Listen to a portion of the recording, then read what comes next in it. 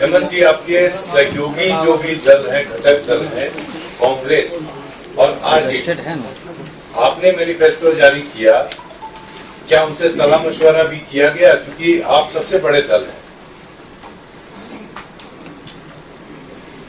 देखिए, ये पार्टी की अपनी दृष्टिकोण है, ये पार्टी का निश्चय पत्र है, गठबंधन का निश्चय पत्र नहीं। गठबंधन के रूप में सभी दलों ने अपना घोषणा पत्र बनाया है और आपके समक्ष भी प्रस्तुत किया है। हेमंत जी, एक जब इस तरह के चुनाव में घोषणा पत्र या निश्चय पत्र, आजकल नया नाम हुआ, ये जब जारी किया जाता है तो कई चीजें होती है जिसके के बारे में कुछ अंदाजा नहीं लग पाता। जैसे आपको ने बड़ी अच्छी आपकी योजना चूल्हा खर्च की है, 2000 रुपए देंगे। अगर उस घर में 3 स्नातक हुआ तो क्या उस घर को आप 17,000 रुपए महीने देंगे? और अगर देंगे तो कहां से लाएंगे? देखिए, कहां से लाएंगे, इसलिए इस विषय को लेकर हमारे दिमाग में पहले से भी कई चीजें हैं। मुझे पता था ये सवाल आपको। अब सरकार बनने तो दीजिए, कहां से आएगा सरकार की जिम्मेवारी। ऐसे नहीं कि आज सरकार के पास तनख्वाह देने के लिए पैसा नहीं हो, वो सरकार नहीं हो।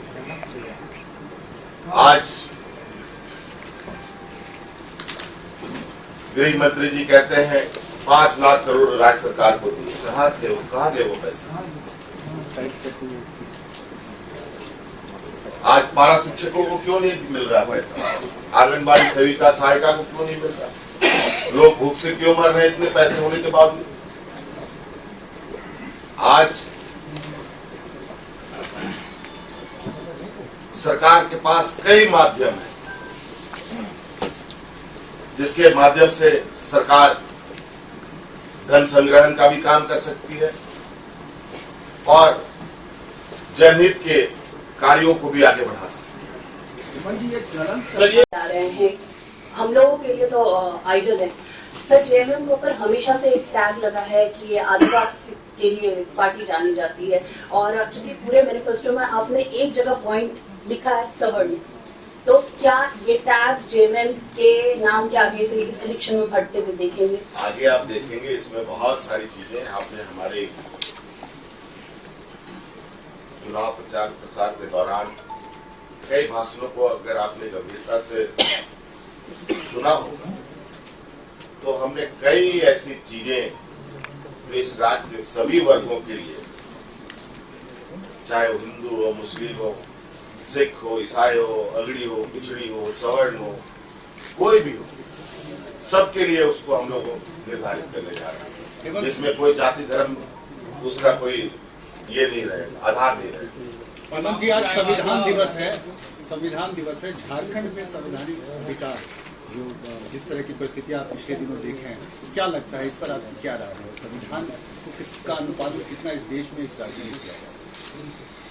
ये तो जीता जागता अभी 2-4 दिन से महाराष्ट्र में चल ही रहा है। किस तरीके से लोकतंत्र का भाजपा के लोगों ने चीरहरण किया, किस तरीके से लोकतंत्र की धज्जियां उड़ाई गई। दुर्भाग्य है ऐसे शासक का जो इस देश के और राज्यों के लोगों के साथ, उनके भावनाओं के साथ खिलवाड़ करती है। एक छोटा सा सर, मेरा एक सवाल था। 2 सवाल है। हम आदिवासियों के नहीं माने जाते हैं। चाईबासा और जो गढ़वा गिरिडीह दुर्गा, इस पे स्मार्ट सिटी बनाइएगा, इसमें लिखा हुआ विश्व स्तरीय, तो स्मार्ट सिटी बनेगा ना। अब उसको आप जो अपने तरीके से इसको अध्ययन कर लीजिए, उसको बेहतर से बेहतर बनाया जाएगा। आज रांची राजधानी इस राज्य का आईना है। आज राजधानी की हालत देखिए, कोई ऐसा दिन नहीं जिस दिन लूट नहीं होती हो, कोई ऐसा दिन नहीं जिस दिन हत्या नहीं होती हो, कोई ऐसा दिन नहीं है जिस दिन किसी लड़की या महिला के साथ अभद्र व्यवहार या दुराचार या बलात्कार जैसी घटनाएं नहीं आती। ये रांची शहर है। शहर को तो इन लोगों ने नर्क बना करके रख दिया। हेमंत जी, मेरे तरफ से एक अंतिम सवाल जवाब चाहिए और आगे नहीं, इसके बाद मेरे तरफ से नहीं मैं भी अधिनियम में आदिवासी विरोधी संशोधन का विरोध किया जाएगा। पेशा कानून सख्ती से लागू होगा। घरेलू उद्योग के लिए किसी लाइसेंस की आवश्यकता नहीं होगी। जो छोटे छोटे जो मोमबत्ती बनाते हैं, छोटे छोटे थैली बनाते हैं, कागज के थैली बनाते हैं या रुमाल बनाते हैं या किसी तरीके के जो छोटे छोटे लोग काम करते हैं, पत्थर बनाते हैं या दोना बनाते हैं, इन सब के लिए कोई अब लाइसेंस की आवश्यकता नहीं होगी। और जो भी लोग अगरबत्ती बनाना चाहता हो या और जिस तरीके से छोटी छोटी चीजें,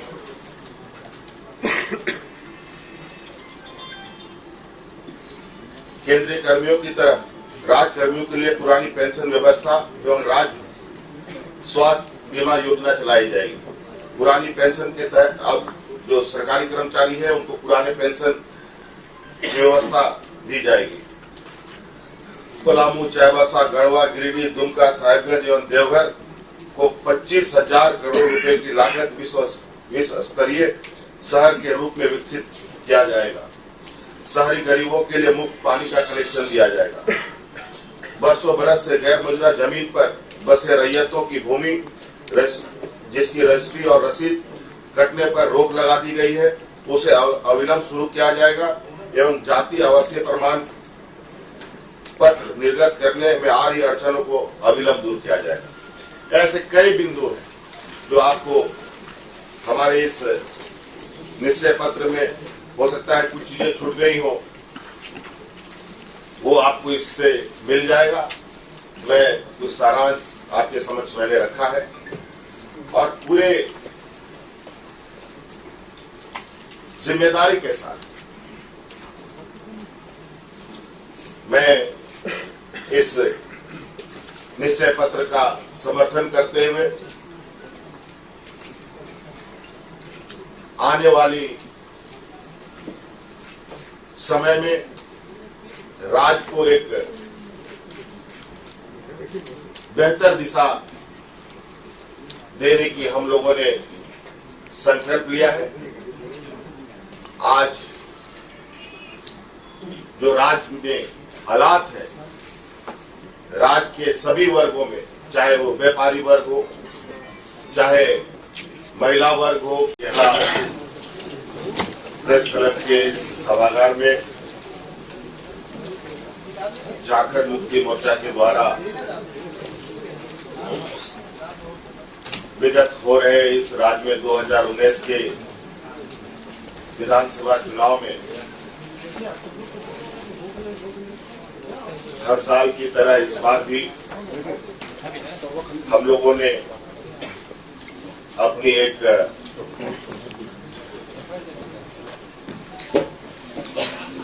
सोच,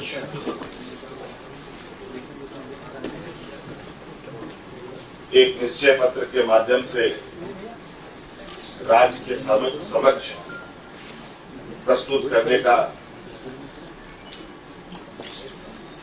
कार्य किया है।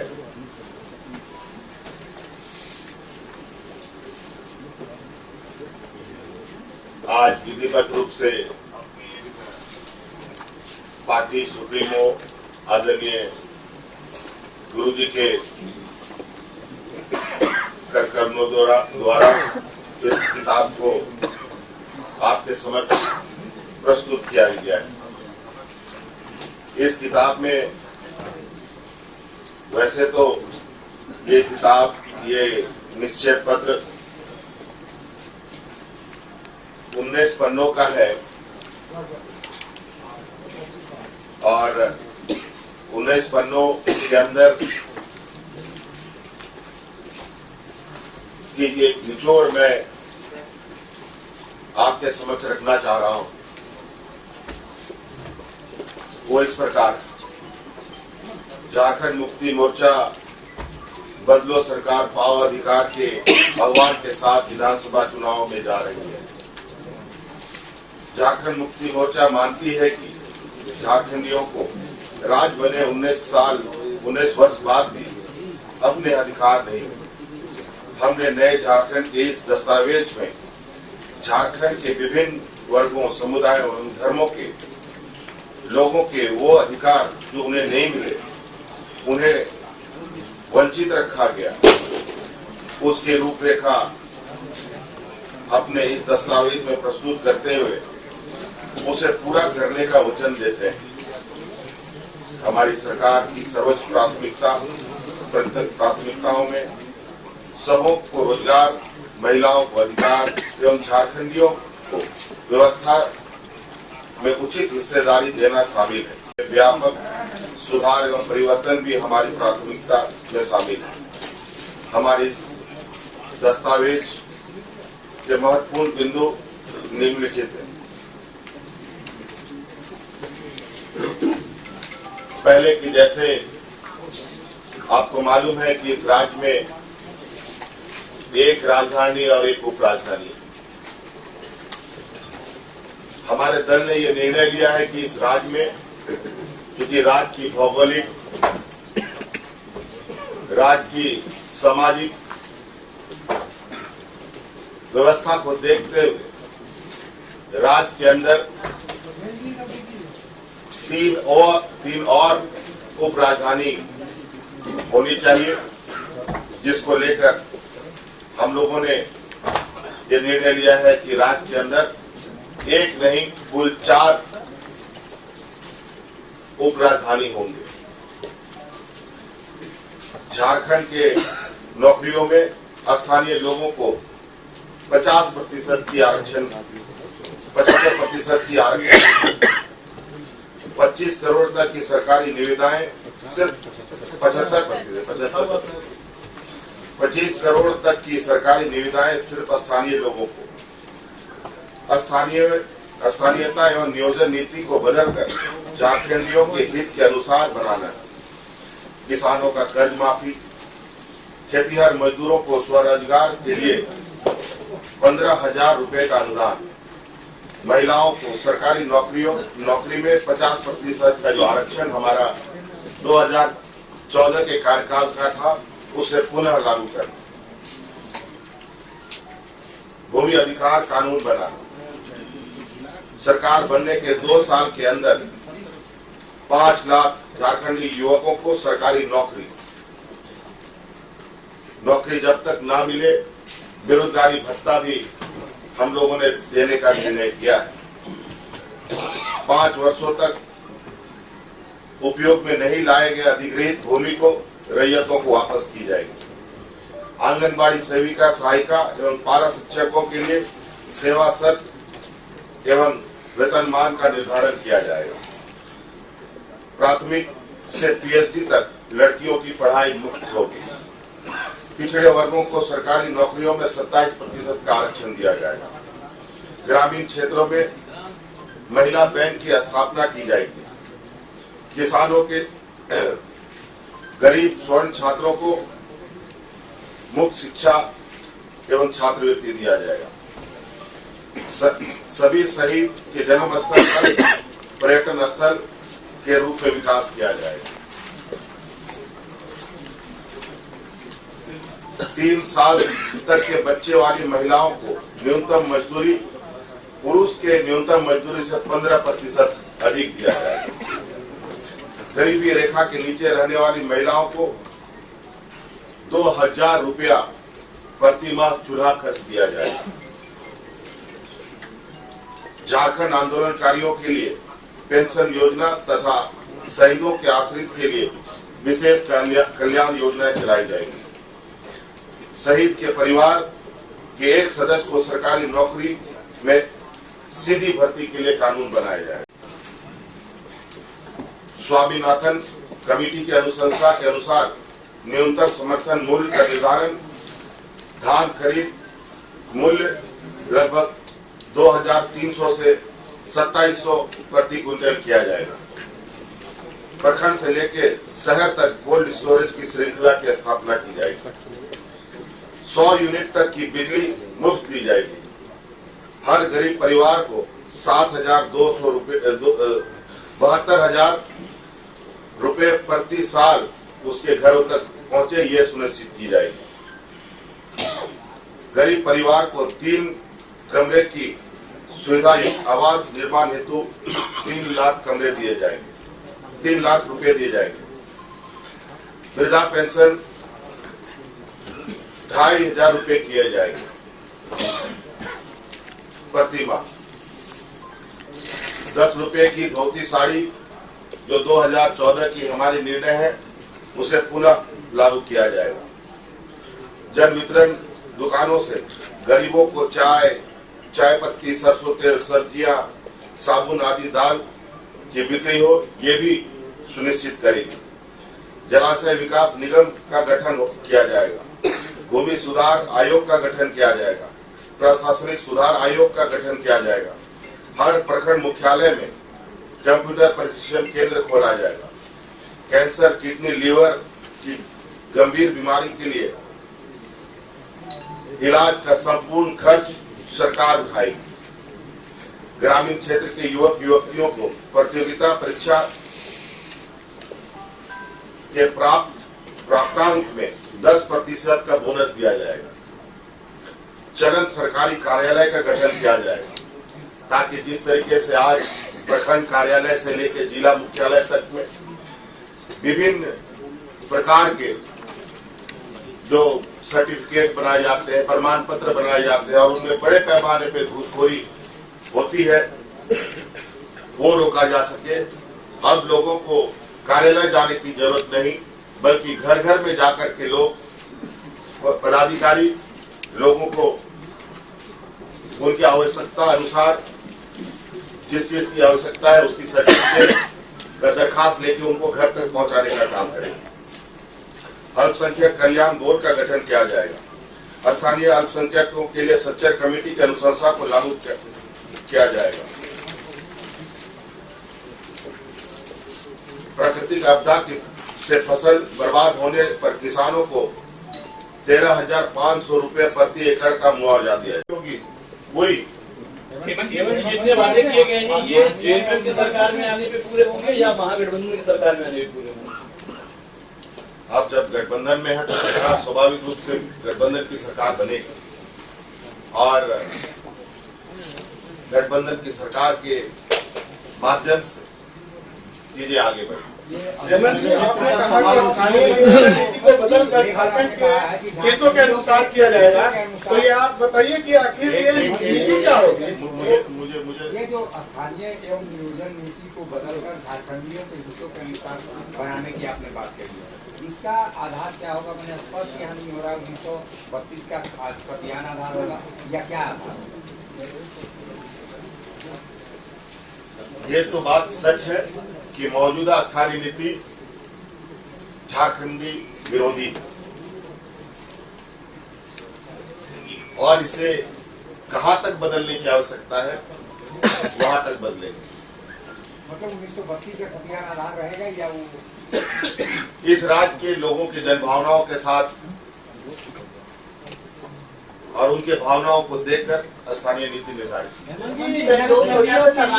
कुछ, क्योंकि नक्सलवाद से काफी राज्य प्रभावित है। 19 जिले अभी भी प्रभावित है जो शुरू से चला आ रहा है, तो उसके लिए भी कुछ है? देखिए, आज जो समस्या नक्सल का यहाँ पर दिखने को मिलता है उसका जड़ से खात्मा का मात्र एक ही उपाय है कि हरेक लोग इस राज्य का रोजगार से जुड़े। और आज रोजगार ही मूल आधार होगा इन समस्याओं का समाधान। आज बीजेपी के नेता रामविचार नेताम ने कहा कि नक्सली घटनाएं जो हो रही है उसमें आप लोगों की भी भूमिका, आप लोगों का समर्थन है। बहुत बड़ा आरोप लगाया उन्होंने। तो ये आरोप कुछ भी लगा सकते हैं। आज के इनको लोकतंत्र का ना लिहाज है ना सम्मान है, तो कुछ भी बोल सकते हैं। सर एक सवाल